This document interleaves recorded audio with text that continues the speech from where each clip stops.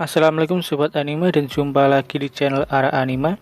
Nah, kali ini kita akan merangkum seluruh alur cerita dari anime Sairi Gensouki. Anime ini bergenre isekai atau dunia lain. Anime Sairi Gensouki ini berfokus pada seorang pemuda bernama Haruto atau Ryo yang berjuang menuju ke wilayah Kumo untuk mengetahui kebenaran orang tuanya dan untuk balas dendam kepada orang yang telah membunuh ibunya. Selain itu, ada tujuan lain yaitu bertemu dengan Minamoto Rika, teman masa kecilnya sebelum jadi isekai. Oke, langsung saja ke alur ceritanya. Cerita diawali saat Haruto masih belum jadi isekai. Saat itu, ia berumur 20 tahun. Saat berangkat kuliah, bus yang ditumpangi Haruto dan para rombongan ditabrak kereta.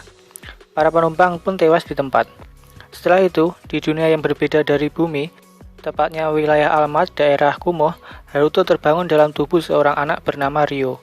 Haruto sangat kebingungan dengan apa yang terjadi, tapi saat itu ingatan mereka bercampur antara Ryo dan Haruto. Jadi saat ini di dalam tubuh itu ada dua ingatan, yaitu ingatan Haruto dan ingatan Ryo. Namun ingatan Ryo lebih mendominasi karena Ryo ingin membalaskan dendam atas kematian ibunya.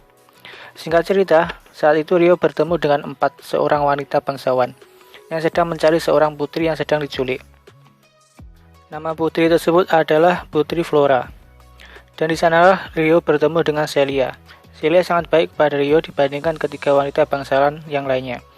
Setelah berbincang-bincang, Celia mengetahui bahwa Ryo mempunyai magi atau kekuatan sihir yang cukup besar dan mempunyai bakat sihir. Dikarenakan Ryo tidak mengetahui tentang Flora, keempat wanita bangsawan itu pun pergi. Dan Ryo pun kembali ke gubuknya. Singkat cerita, Ryo malah bertemu Flora yang sedang ditahan oleh penjahat. Saat itu, Ryo dibantu oleh seorang roh wanita untuk menggunakan sebuah sihir, dan dibantu ingatan dari bela diri Haruto. Ryo pun berhasil mengalahkan penjahat itu. Kemudian Ryo pun melepaskan ikatan yang mengikat Flora. Setelah itu, Flora meminta Ryo untuk mengantarnya ke kerajaan. Setelah itu, ia pingsan. Di perjalanan, Ryo bertemu dengan 4 wanita bangsawan tadi, dan mereka mengira Ryo lah yang telah menculik Putri Flora. Setelah itu, Ryo dibawa ke kerajaan dan diinterogasi dengan keji. Setelah Putri Flora tersadar, ia menceritakan apa yang sebenarnya terjadi, dan Ryo pun dibebaskan. Ryo sedang terluka parah disembuhkan oleh Celia. Setelah sembuh, Ryo dipanggil menemui raja, namun sebelum itu Ryo meminta Celia untuk mengajarinya sopan santun kepada orang lain. Ryo pun bertemu dengan raja di wilayah Alman, dan sebagai imbalan dan permintaan maaf, Ryo pun diperbolehkan belajar di akademi kerajaan tersebut. Guru dari kelas Ryo adalah Celia. Celia lebih tua 2 tahun daripada Ryo. Hari demi hari pun berlalu. Ryo bersekolah dengan giat dan sesekali datang ke ruangan sel untuk belajar bersama. Hubungan mereka berdua pun menjadi cukup dekat. Namun pandangan murid yang lain kepada Ryo sangatlah buruk. Ryo dikucilkan dari mereka semua karena rambutnya adalah berwarna hitam, dan mereka mempunyai perbedaan status. Tapi saat itu, Ryo sudah paham dengan situasi tersebut. Ryo dengan sabar menghadapi para bangsawan yang sombong itu. Singkat cerita, 5 tahun pun telah berlalu. Ryo saat ini berumur 15 tahun. Dalam 5 tahun ini, Ryo sudah mengukir banyak prestasi dan membuat para bangsawan lain pun iri. Hubungan Ryo dan Celia Sensei pun juga semakin dekat lagi. Ketika itu, terdapat tugas kelompok untuk berkunjung ke suatu wilayah. Ryo berkelompok dengan Flora dan para bangsawan lainnya. Seperti biasa, Ryo diperlakukan buruk oleh para bangsawan itu. Namun saat itu Flora membela Ryo, tapi Ryo dengan sabar menerima perlakuan mereka dan perjalanan pun dimulai. Tapi saat di perjalanan, rencana dari seorang bangsawan itu gagal karena berbeda dari informasi yang ia dapatkan. Saat berada di tepi jurang, kelompok itu pun diserang oleh berbagai monster. Bangsawan yang bernama Stewart sangat ketakutan sampai mendorong Flora ke jurang. Namun saat itu dengan sigapnya Ryo menyelamatkannya dan Ryo pun terjatuh ke jurang. Ryo yang jatuh ke jurang tadi ternyata selamat berkat teknik sihir roh. Ryo pun tidak terluka sama sekali, dan Ryo pun hanya mengamati dari bawah dikarenakan nantinya para bangsawan lainnya curiga karena Ryo tidak apa-apa. Setelah monster dikalahkan, Stewart pun tidak mengakui kesalahannya dan menuduh Ryo lah yang mendorong Flora. Ketika berdapatan, monster yang cukup kuat pun muncul. Para murid bangsawan yang ada di sana pun tidak berkutik menghadapi monster tersebut, dan mereka pun memutuskan untuk melarikan diri. Ketika itu, Flora sedang menolong anak yang terluka. Namun monster itu mengetahui keberadaannya dan menyerang Flora. Ryo yang dari tadi mengamati mereka pun langsung menolong Flora. Dan singkat cerita, monster itu pun dikalahkan. Rio saat itu tidak kembali ke kelompok itu, dikarenakan sudah dituduh mendorong Flora. Rio yang sebenarnya berencana lulus dengan tenang harus menerima kenyataan bahwa dirinya telah dituduh dan dijadikan seorang buronan. Jadi untuk menghindari hal yang tidak diinginkan, Rio pun meninggalkan wilayah Almond dan harus mempercepat tujuannya, yaitu pergi ke wilayah Yakumo. Namun sebelum pergi, Rio datang ke tempat Celia Sensei dan menceritakan apa yang sebenarnya terjadi. Celia pun sudah tahu akan tujuan Rio selanjutnya, yaitu datang ke wilayah Yakumo. Rio pun meminta Celia Sensei untuk tidak mengkhawatirkannya. Dan Rio pun akan memberi kabar lewat surat dengan nama samaran Haruto. Rio pun berangkat dan berjanji akan datang suatu hari nanti. Singkat cerita, Rio pun berangkat dan setelah 3 hari, ia sampai di kerajaan Garlak. Tepatnya di kota Amandi. Setelah mencari informasi dan memastikan poster buronannya belum ada, Rio pun berkeliling.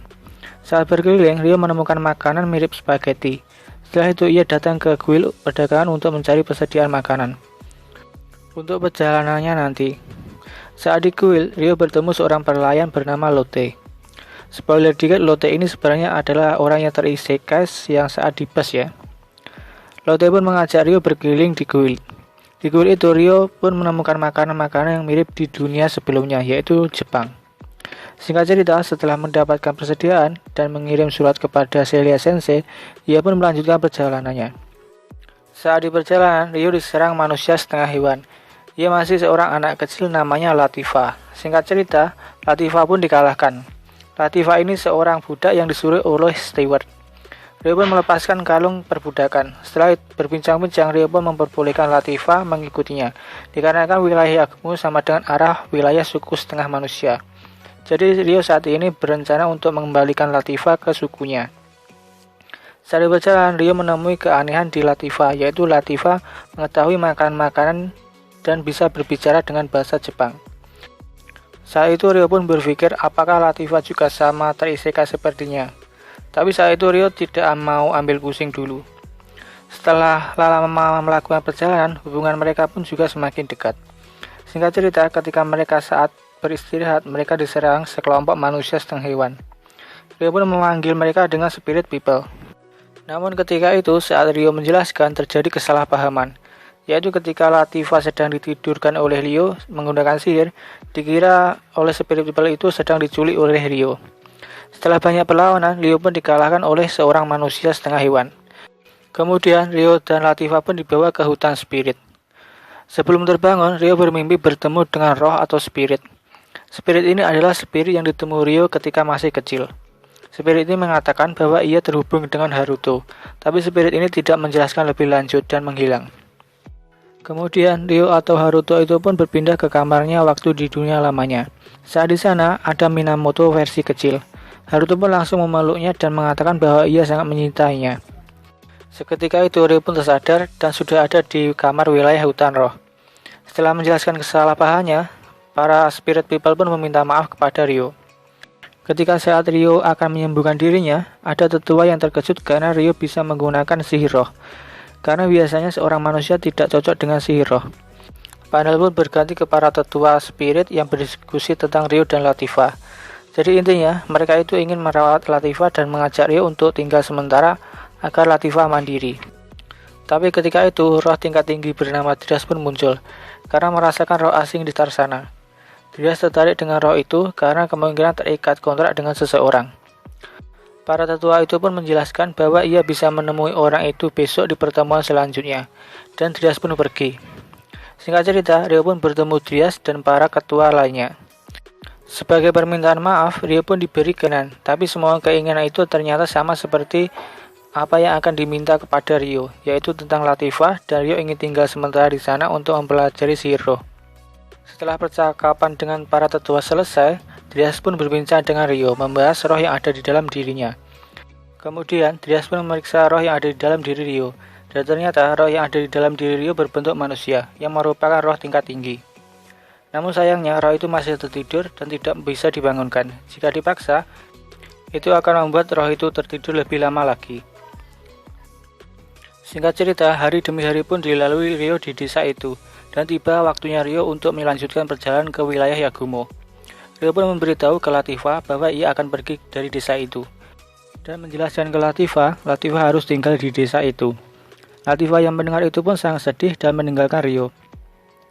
Panel pun berganti ke dua orang pemuda. Di situ ada Ries yang menyuruh seorang pemuda untuk membawa telur dan membawanya ke hutan spirit. Sedikit penjelasan, si Ries ini sebenarnya adalah dalang dari penculikan Flora dan penyerangan kelompok Rio saat di akademi. Oke, lanjut ke cerita. Pemuda itu tidak bisa melihat pohon di hutan spirit dikarenakan hutan spirit itu dilindungi Kekai. Kemudian, pemuda itu pun sampai di wilayah hutan spirit dan dikejar oleh para penjaga yang ada di sana. Namun saat itu, muncul naga hitam yang menyerangnya hingga ia jatuh. Dan ternyata telur yang dibawa pemuda itu adalah telur dari naga hitam itu. Para penjaga pun berusaha melawan naga hitam itu, tetapi naga itu terlalu kuat bagi mereka. Latifah yang sedang bersembunyi pun hampir diserang oleh naga itu, tapi berhasil diselamatkan oleh Rio. Setelah itu, Rio melawan naga itu, dan singkat cerita, Rio pun berhasil menang. Dan Rio pun berhasil membunuh salah satu dari naga itu, dan naga-naga yang lain pun mundur. Panel pun berganti ke Ries yang sudah berhasil mendapatkan banyak telur dari naga hitam. Pemuda itu sangat marah kepada Ries, tapi kemudian pemuda itu dibunuh oleh Ries. Setelah kejadian naga itu, hubungan Rio dengan warga pun semakin membaik. Latifah pun juga mulai menerima kepergian dari Rio. Latifah pun mulai menceritakan rahasianya kepada Rio, kalau ia sebenarnya orang Jepang. Rio pun tidak terkejut dikarenakan Rio sebenarnya sudah tahu dari awal. Rio pun juga mengatakan kalau dirinya juga orang Jepang. Dan tidak disangka ternyata Rio dan Latifah mati dalam kecelakaan bus yang sama. Latifah pun tersadar bahwa Rio adalah Haruto, seorang yang ia cintai. Singkat cerita, Rio pun berangkat ke wilayah Yakumo. Sesampainya di wilayah Yakumo, Rio pun mampir di beberapa desa untuk mencari informasi. Setelah mendapatkan cukup informasi, Rio pun datang ke desa-desa kerajaan di Karasuki untuk bertemu kepala desa di sana. Yang menurut informasi, kepala desa di sana mempunyai banyak koneksi. Rio pun diantar oleh dua orang gadis bernama Ruri dan Sayo. Sesampainya di sana, ia bertemu kepala desa yang seorang nenek tua. Kemudian, Rio pun menjelaskan maksud kedatangannya, yaitu mengenai orang tuanya, yaitu Zen dan Ayame, masa kecilnya, dan kematian kedua orang tuanya. Kemudian, kepala desa itu pun menjelaskan, dan ternyata nenek-nenek kepala desa itu adalah ibu dari Zen, atau nenek dari Rio. Rio pun sangat terkejut. Kemudian, Rio pun menjelaskan, Rio akan membuat makam untuk kedua orang tuanya. Tapi ternyata di desa itu sudah ada makam Zen dan Ayame, atau makam dari orang tua Rio. Makam itu dibuat untuk mengenang mereka berdua karena sudah meninggalkan desa itu secara diam-diam dengan alasan tertentu. Setelah perbincangan itu, Rio pun mengunjungi makam itu dan bersyukur karena bisa sampai di sana. Setelah itu, Rio pun memutuskan untuk tinggal sementara di rumah kepala desa. Namun saat itu, Rio harus merahasiakan kalau Rio adalah cucu dari kepala desa itu. Dan bahkan sepupunya, yaitu Ruri, tidak boleh diberitahu. Singkat cerita, setelah beberapa minggu tinggal di desa itu, Rio membantu warga desa di sana dan membuat sesuatu yang sulit dilakukan di sana. Contohnya itu adalah membuat sabun, dikarenakan bagi warga desa itu membuat sabun itu sangatlah sulit. Hal itu pun membuat warga desa menjadi akrab kepada Rio, dan hubungan antara Rio dengan Sayu dan Ruri pun menjadi lebih dekat. Ketika itu, kepala desa pun mengabari bahwa petugas pajak akan datang dan menginap di rumahnya. Tapi tepat ketika itu juga, kakak dari Sayu terlibat perkelahian dengan Gon, anak dari kepala desa sebelah. Kepala desa itu melihat dan langsung melerai mereka. Di sini Gon menjelaskan bahwa kereta kudanya itu sedang rusak dan kakak Sayu itu menyerangnya. Kepala desa itu pun sudah mengerti bahwa Gon ini sebenarnya seseorang yang sangat licik dan menyuruh Gon dan rombongan untuk datang di gubuk pengelana dan tidak boleh keluar sebelum kereta kudanya itu selesai diperbaiki, karena itu adalah peraturan desa. Gon pun berpapasan dengan Rio dan menabraknya, tetapi Rio tidak bergeming sama sekali. Dan mereka pun pergi ke penginapan. Singkat cerita, setelah Rio selesai latihan rutinnya setiap hari, Rio memasang Kekai di rumah kepala desa karena Rio merasa khawatir akan Gon dan rombongannya. Dan benar saja, malamnya Gon dan rombongannya menyusup ke kamar Ruri dan Sayu dan mencoba memperkosanya. Tapi saat itu Rio sudah memasang Kekai pun mengetahui dan langsung menghajar mereka. Saat itu tatapan dari Gon mirip seperti pembunuh ibunya, dan saat itu amarah Rio pun menjadi-jadi. Rio pun menghajar Gon sampai sekarat. Ruri dan Sayu pun yang melihat itu pun sangat ketakutan karena Rio terlihat berbeda. Setelah itu kepala desa dan petugas pajak bernama Hayate menggantikan Rio. Rio pun meminta maaf karena sudah membuat Ruri dan Sayu ketakutan. Setelah disembuhkan Ryo, Gon pun mengakui semua kesalahannya dan dia pun akan diberikan hukuman berat atas perbuatannya. Beberapa hari kemudian, Ryo pun ditunjuk sebagai pengawal untuk menjual beberapa produk ke ibu kota. Sebelum berangkat, kepala desa meminta Hayate untuk memberikan surat kepada ayahnya. Singkat cerita, rombongan itu pun berangkat dan sampai di ibu kota dengan selamat. Sesampainya di sana, Ryo berjalan-jalan dengan Sayu dan membeli beberapa barang. Di tengah perjalanan, Ryo melihat orang yang sedang diculik. Singkat cerita, Ryo pun berhasil menyelamatkannya. Setelah itu, Ryo pun pergi. Panel pun berganti ke Hayate yang sedang menyerahkan surat ke ayahnya. Ayahnya sangat tertarik dengan Ryo dan ingin bertemu dengan Ryo. Singkat cerita, saat Ryo ke ibu kota lagi, Ryo dan kepala desa dan kedua orang tua Hayate pun bertemu. Di sana, mereka membahas orang tua dari Ryo dan menceritakan masa lalu dari Zen, dan ternyata itu adalah teman dari ayah Hayate, dan Ayame ibu Ryo sebenarnya seorang putri kerajaan. Lalu ayah Hayate pun menceritakan masa lalu dari orang tua Ryo. Ketika itu, Zen ditunjuk sebagai pengawal Ayame. Karena selalu bersama, mereka pun menjadi lebih dekat dan saling memiliki perasaan. Namun ketika itu terjadi sebuah konflik yang mengharuskan Ayame harus dinikahi dengan pangeran kerajaan sebelah. Setelah jalur perdamaian gagal karena terjadi percobaan pembunuhan kepada putri Ayame, perang kedua kerajaan pun terjadi dan dimenangkan oleh kerajaan Karasuki dari kubu Zen. Namun ketika itu, Zen dan Ayame pun membuat keputusan untuk meninggalkan kerajaan karena sudah menyebabkan peperangan di sana. Jadi saat itu orang tua Ryo pun memutuskan untuk pergi dari kerajaan itu. Dari saat itulah makam itu pun dibuat untuk mengenang mereka berdua yang telah meninggalkan kerajaan itu. Ryo yang mendengar itu pun hanya bisa terdiam. Tapi setelah menyadari perhatian dari neneknya, Ryo pun cukup senang sudah mengetahui kebenarannya. Kemudian ayah dari Hayate pun memberitahu kalau orang tua dari Ayame atau orang tua dari ibu Ryo pun ingin bertemu. Ryo pun setuju dan mereka pun bertemu. Orang tua dari ibu Ryo saat ini adalah Raja dan Ratu dari Karasuki. Jadi Raja dan Ratu Karasuki adalah kakek dan nenek Ryo. Mereka yang melihat Ryo pun sangat senang karena baru pertama melihat cucunya. Di sana pun mereka saling mengobrol. Setelah itu, Ryo pun disuruh menceritakan masa lalu dari kedua orang tuanya. Setelah itu, Ryo pun menceritakannya. Ayahnya sudah mati saat menjadi petualang dan ibunya dibunuh seorang bernama Lucius. Saat itu Ryo berumur 5 tahun. Ketika itu, setelah ayah Ryo meninggal, teman ayah Ryo bernama Lucius dengan senang hati membantu Ryo. Lucius sangat baik pada Ryo dan ibunya. Ryo pun sangat percaya pada Lucius. Namun ketika Ryo dan ibunya sangat percaya kepada Lucius, kedok Lucius pun terbongkar. Si Lucius ini sebenarnya seseorang yang jahat dan berusaha membunuh Ryo. Tapi tepat ketika itu, Ayame atau ibu Ryo datang dan menolong Ryo. Tapi naasnya, Ayame dibunuh oleh Lucius. Saat tersadar, Ryo pun sudah ada di pemukiman kumuh dan bertanya kepada orang-orang yang ada di sana bahwa ibunya itu sudah meninggal. Kakek dan nenek Ryo yang mendengar itu pun terkejut. Kakek Ryo juga menyimpulkan bahwa yang membunuh ayah Ryo adalah Lucius. Saat itu, Ryo pun tidak bisa memaafkan Lucius dan melihat untuk balas dendam. Ryo pun sadar itu sesuatu hal yang salah. Setelah itu, Ryo pun berniat untuk menjadi lebih kuat lagi. Ryo pun berlatih tanding dengan ayah Hayate, dan singkat cerita Ryo pun berhasil menang. Setelah itu, Ryo pun berencana untuk pergi ke Alman kembali. Sebelum berangkat, Ryo pun berpamitan kepada kakek dan neneknya, dan berjanji akan kembali ke tempat itu suatu hari nanti. Setelah itu, Ryo pun kembali ke desa, dan memberitahu Rory kalau ia itu sebenarnya adalah sepupunya. Ryo pun kembali ke desa dan memberitahu Sayu kalau ia akan pergi setelah musim gugur. Sayu yang mendengar itu pun sangat sedih karena sebenarnya Sayu memendam perasaan kepada Ryo. Kakak Sayu yang melihat Sayu menangis pun mendatangi Ryo dan meminta Ryo agar tidak pergi dulu. Singkat cerita, Sayu pun bertemu kembali dengan Ryo dan mengungkapkan perasaannya, tetapi ditolak oleh Ryo. Kakak Sayu dan ayah Hayate yang melihat itu pun menyemangati Sayu bahwa ini bukanlah akhir, tapi ini masih awal dari perjuangannya. Singkat cerita, Ryo pun meninggalkan wilayah Yagumo dan menuju ke Alman kembali. Namun sebelum itu, ia mampir ke hutan roh sejenak untuk bertemu dengan Latifah. Ryo pun mampir di hutan roh beberapa hari sebelum melanjutkan perjalanannya. Singkat cerita, ia pun telah sampai di wilayah Alman. Ryo pun mengubah warna rambutnya dengan alat yang diberikan di hutan roh. Selain itu, Ryo juga diberikan alat teleportasi ke hutan roh agar memudahkan Ryo untuk kembali ke hutan roh.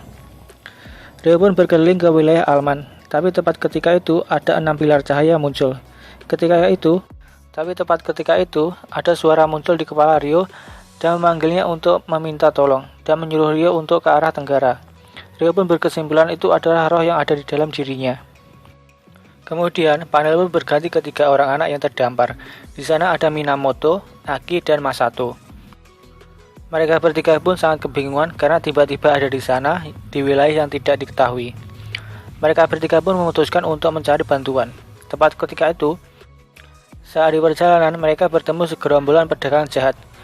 Bahasa yang mereka gunakan pun berbeda dari bahasa mereka. Mereka bertiga pun dibawa gerombolan itu. Saat itu mereka tidak bisa melawan dikarenakan gerombolan itu membawa senjata. Mereka bertiga pun diikat dan dikurung, tapi saat itu Minamoto ditempatkan di dalam kurungan yang berbeda. Panel pun berganti ke Ryo yang sudah datang ke tempat yang ditunjukkan oleh roh itu. Saat itu Ryo menemukan bekas sihir teleportasi, dan saat itu Ryo mengikuti bekas kaki mereka. Menurut Ryo itu ada 3 orang. Setelah mengikuti jejak mereka, Ryo pun bertemu para penjual budak. Ryo pun menanyakan soal ketiga anak itu. Penjual itu pun bilang bahwa ia tidak tahu. Tapi tepat ketika itu ada seorang anak yang berteriak dan meminta tolong dalam bahasa Jepang. Setelah mendengar itu, Ryo pun meminta penjual itu untuk melepaskan mereka. Tapi penjual itu menyuruh bawahannya untuk membunuh Ryo. Singkat cerita, pertarungan itu pun terjadi. Dan dengan mudahnya, Ryo mengalahkan mereka semua dan bahkan membunuh pemimpin dari pasukan itu. Bos penjual yang mengetahui itu pun sangat ketakutan dan melepaskan Aki dan Masamoto. Ryo pun bertanya di manakah satunya kepada para penjual itu. Dan penjual itu pun mengatakan bahwa ia ada di kereta yang ada di sana. Ryo pun datang menghampiri kereta itu dan membukanya. Alangkah terkejutnya Ryo bahwa orang itu adalah Minamoto, teman masa kecil dari Haruto. Pertemuan ini adalah pertemuan pertama Ryo atau Hayato dengan Minamoto setelah Hayato terisekai. Oke, itu saja ya untuk pembahasan kali ini. Jika nantinya ada chapter terbaru lebih lanjut, kami akan bahas di chapter berikutnya. Oke, itu saja dari kami. Salam arah anime.